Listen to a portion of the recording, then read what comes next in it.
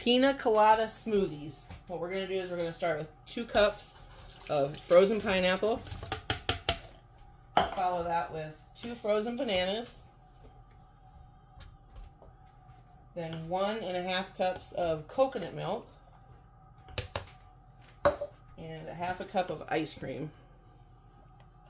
Put that in there. If it's too thick, just add a little bit more of the coconut milk.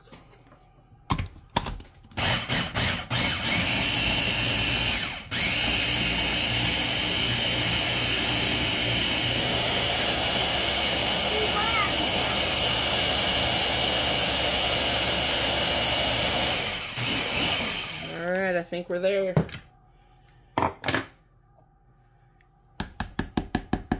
Actually didn't have to add extra milk or anything. Pretty good consistency.